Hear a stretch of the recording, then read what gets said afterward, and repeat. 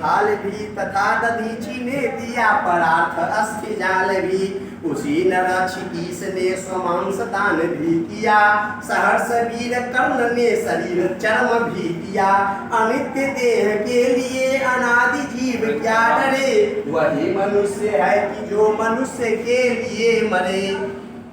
बहुत अच्छा यह प्रसंग है। देखिए उस समय से मनुष्यता मनुष्यता मनुष्य का गुण कर रहे हैं, तो यह मनुष्य का गुण बता रहा है। यह सब उदाहरण है कि किसने क्या किया, उसी तरह हमको भी करना है। कैसे कैसे लोग हुए और कितना उपकार किए, हम लोग क्या किए, अभी तक कुछ नहीं किए। एक साइकिल से जा रहा है और वह गिर गया और उसको उठा देते हैं तो समझ में आता है, आत्मगौरव होता है कि हम किसी का भला किए। ये भला क्या है, जो ये प्रसंग में जो भलाई की गई है उस भला के सामने कहते हैं कि क्षुधार्थ रंती देव ने दिया करस्थ थाल भी। भूखा था रंती देव नाम का व्यक्ति, रंती देव नाम का राजा भूखा था, क्षुधार्थ था, क्षुधार्थ माने भूखा था, और वो अपने सामने का थाली दे दिया। हम भूखे हैं और हमको पनीर में बहुत रुचि है, इंटरेस्ट है, मेरा फेवरेट है पनीर पकौड़ा, और हम खूब भूखे हैं, हमको उसकी आवश्यकता है, लेकिन उसी समय कोई आ गया तो हम उसको दे दिए। तो ये दान हुआ, ये परोपकार हुआ, ये मनुष्यता हुई मेरी। ये नहीं कि हम भूखे हैं तो खा लिए, ये उपकार है। इसलिए मैथिली शरण गुप्त कहते हैं कि क्षुधार्थ रंती देव ने दिया करस्थ, कर में स्थित, कर में स्थित को करस्थ कहते हैं बच्चों। हाथ में स्थित है उसको करस्थ कहते हैं। हाथ में स्थित यानी परोसा हुआ थाली भी दूसरों को देने, ये मनुष्यता है, ये संस्कार है हम भारतवासियों का। ये संस्कार होना चाहिए हमारे बाद आने वाले पीढ़ियों में। इसलिए मैथिली शरण को प्रेरित करते हैं कि क्षुधार्थ रंती देव ने दिया करस्थ थाल भी, तथा दधीचि ने दिया परार्थ अस्थि जाल भी। दधीचि हुए एक दधीचि मुनि, एक बहुत बड़े संत थे दधीचि। पौराणिक काल में वह दूसरों की भलाई के लिए अपना हड्डी दान कर दिए, हड्डी दे दिए। हम अगर किसी गिरे हुए को उठा दिए तो हम क्या सहयोग किए, क्या भला किए, क्या उपकार किए, कुछ नहीं किए। ये सब उपकार के सामने मेरा उपकार कुछ नहीं है। ये संस्कार हम भारतवासियों में होना चाहिए कि जिस प्रकार दधीचि नाम के ऋषि ने दूसरों के लिए परार्थ, पर जो अर्थ, अर्थ माने के लिए, पर माने दूसरा, दूसरों के लिए अपना अस्थि जान, अस्थि माने हड्डी, जान माने समूह, हड्डी का समूह दान कर दिए। इसलिए मैथिली शरण गुप्त उस प्रसंग को याद दिलाते हुए कहते हैं कि हमें ये सब गुण से यह सीखना चाहिए कि हमें भी देने की परंपरा हो, हमें सहयोग की भावना हो, हमें मनुष्यता का भाव आवे, हमें मनुष्यता उत्पन्न हो। ये सब बात से, ये सब बातों के द्वारा वह हमें मनुष्यता उत्पन्न करते हैं। क्या कहते हैं कि तथा दधीचि ने दिया परार्थ अस्थि जाल भी, उसी नर क्षितीस ने स्वमांस दान भी किया। क्षितीस, क्षितीस का मतलब होता है क्षितिज और ईस माने मालिक, राजा, क्षिति माने धरती, धरती का राजा।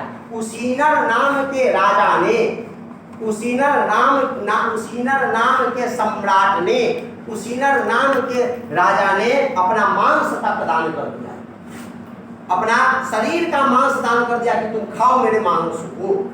ये उपकार के सामने, ये भलाई के सामने अगर गिरे हुए को अगर हम उठा देते हैं तो मेरा भलाई कुछ नहीं है, जीरो है। इतने बड़े बड़े मनुष्यता वाले लोग हुए, ये सब मनुष्यता का सबसे बड़ा उदाहरण है।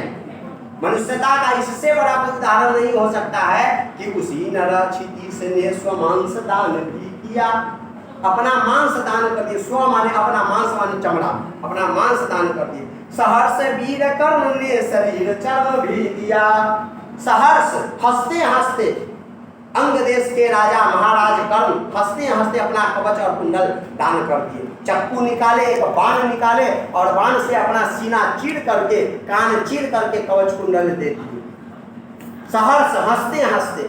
लेकिन आज हमसे कोई 5 रुपया मांग ले तो दे तो देंगे, लेकिन मन में यह खोट रहेगा कि अगर 5 रुपया रहता तो एक समोसा खा ले, अगर 5 रुपया रहता तो आज हमारे घर की सब्जी, शाम का सब्जी हो जाता। हम लोग केवल अपने बारे में सोचते हैं, तो ये मनुष्यता नहीं है।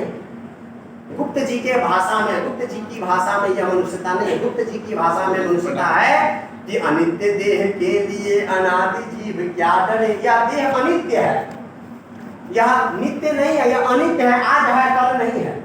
आज मैं पढ़ा के जाऊँ, रास्ता में मेरे साथ कोई अप्रिय घटना घट जाए, कोचिंग में 2 मिनट का मौन रखा जाएगा, हमारे चाहने वाले 2 मिनट का मौन रखेंगे, धीरे धीरे हमको भुला देंगे। यह शरीर अनित्य है, आज है कल नहीं है।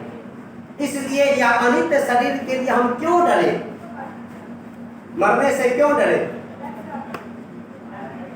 मरने से डरना नहीं है, लेकिन कर्म ऐसा करना है कि जब हम मरे तो संसार रोए। अब्दुल कलाम मरे थे तो हम रोए थे, अटल बिहारी वाजपेयी मरे थे तो हम रोए थे। हमारे कुल के बड़े, हिंदी कुल के बड़े कवि आदरणीय कुमार विश्वास जी कहे थे कि उनके 100 यात्रा में हम जो 7 किलोमीटर 5 किलोमीटर पैदल चले हैं, उनके पद चिन्ह पर अगर हम 5 कदम चले तो हमारा जीवन धन्य होगा। तो पद चिन्ह पर चलना है, वह हमारे मार्गदर्शक थे। तो कहने का मतलब है कि यह शरीर अनित्य है, इसकी चिंता नहीं करनी है, हमें अपने कर्म की चिंता करनी है।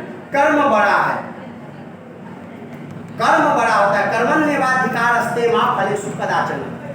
कर्मण्य एवं, कर्मणि एव अधिकारः ते, ते माने तुम्हारा, अधिकार माने अधिकार है, तुम्हारा अधिकार है कर्म में ही। कर्मणि एवं सभी विभक्ति है।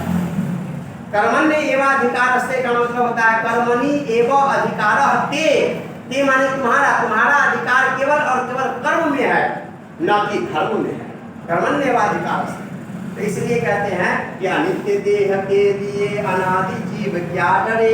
यह शरीर अनित्य है, इसके लिए हमको मरने से डरना नहीं है। वही मनुष्य है कि जो मनुष्य के लिए मरे। वास्तव में मनुष्य वही है जो दूसरे के काम आवे, जो किसी का मदद करे, भलाई करे, दूसरे के लिए समर्पित हो जाए।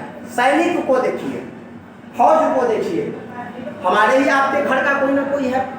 हम अपने घर में चैन की नींद सोते हैं, दूरा पर सो जाते हैं, छत पर सो जाते हैं, जहाँ भी खटिया बिछा दिए हुआ सो गए। गर्मी के समय में पेड़ के नीचे सो गए चैन से, कोई डर नहीं।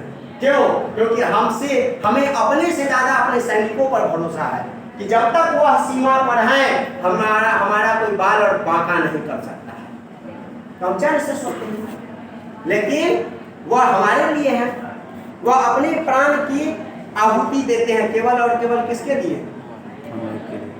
हमारे लिए, आपके लिए, संसार के लिए शहीद हो जाते हैं, सीने पर गोली खाते हैं। केवल अगर वह भी अपना सोचते तो गोली खाते नहीं खाते।